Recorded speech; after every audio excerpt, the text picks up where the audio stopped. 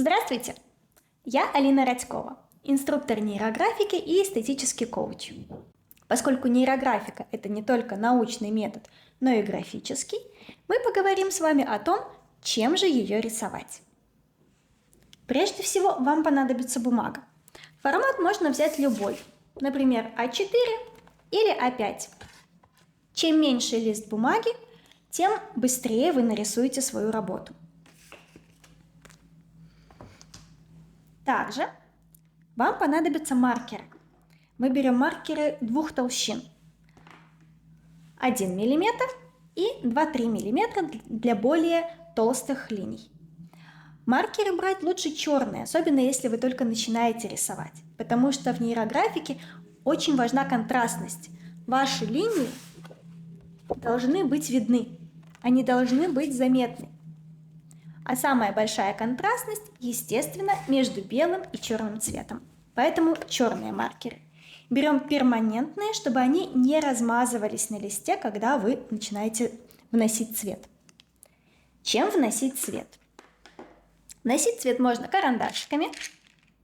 Лучше брать или акварельные карандаши, или просто очень мягкие карандаши.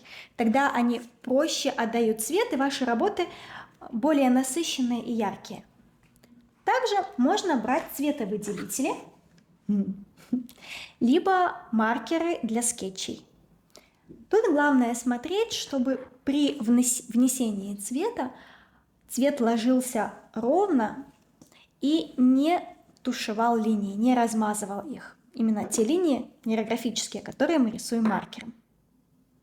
Давайте теперь подробнее покажу вам, как это выглядит на бумаге. В первую очередь бумага. Бумага должна быть плотная. 180, 200, хотите толще, грамм на метр квадратный. Тогда она не будет закручиваться при использовании маркеров или фломастеров для скетча и не будет пропечатываться на стол, когда вы будете рисовать перманентными маркерами. Дальше качество. Альбомы берем для скетча, например.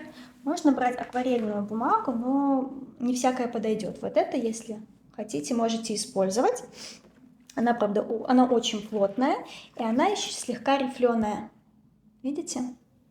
Тогда, когда эта рельефность есть почти у каждой акварельной бумаги, вот, но здесь она не маркер, да, не будет растекаться. По этой бумаге маркер не будет растекаться. Сейчас я вам покажу. Вот. Линии все четенькие, и за счет того, что бумага рельефная, цвет ложится очень интересно и фактурно. Если вы не умеете сами вносить как-то по-интересному цвета, хотелось бы, да, то вот растяжка идет, и фактура цвета добавляет какое-то свое изящество в вашей работе, можете ее брать. Если вам не нравится такая фактурность, то берите обычную гладкую бумагу, тогда цвет будет ложиться ровненько. Очень важно, чтобы ваша бумага была чуть-чуть, возможно, такая шероховатая, чтобы она была не глянцевая.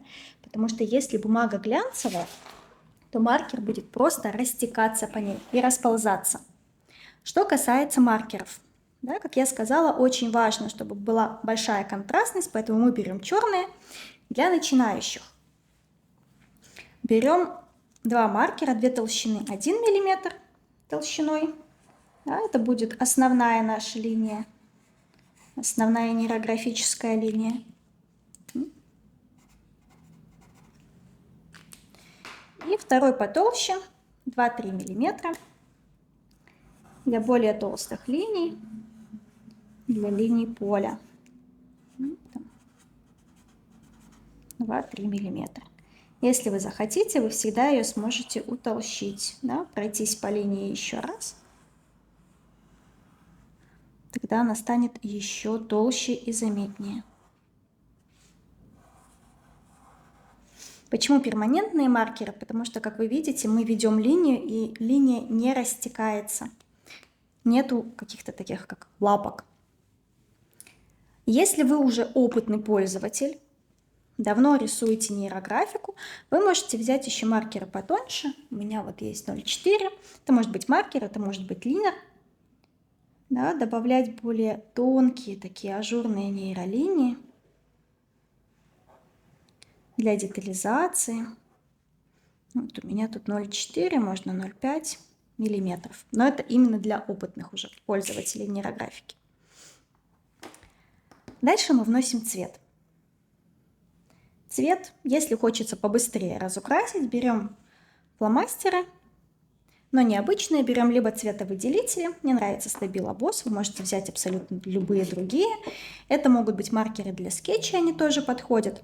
Самое главное выбирать маркеры, чтобы не растекались, не размазывались наши нейролинии. То есть мы берем Stabilo Boss, прямо в магазине можете на каком-нибудь листике взять, порисовать. Ага, видите? Линии не растекаются. Также смотрим при наложении цвета. Да? То есть, например, вот так нарисовали, потом вот так, потом еще что-то добавили, еще добавили.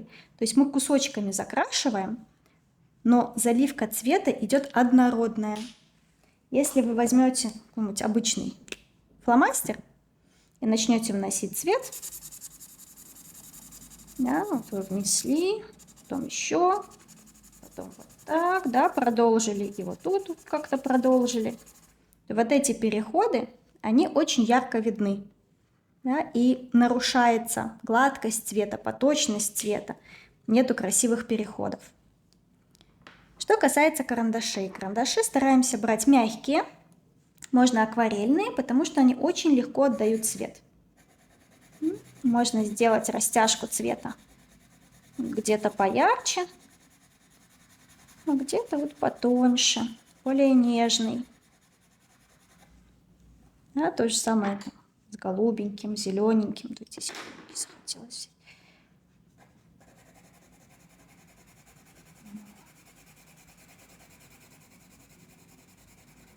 И идет растяжка цвета. Также удобно накладывать, наслаивать, да, можно маркером немножко пройтись. Можно поверх на наши маркеры либо цветовыделители, да, добавить карандашик. Где-то подчеркнуть фигуру или подчеркнуть какой-то цвет, подчеркнуть контур, да, сделать более выразительным. Можно взять оранжевенький,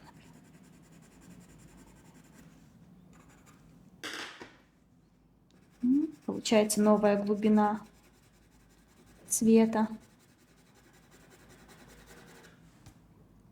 То есть, если вы начинающий, да, пользователь нейрографики, вам нужен лист бумаги формата А4, либо, возможно, А5, тогда вы быстрее нарисуете свою работу. 2 маркера потоньше, 1 мм, потолще 2-3 мм. Да, это вот для внесения линии поля и фиксации. Об этом мы будем говорить далее. Цветные карандашики.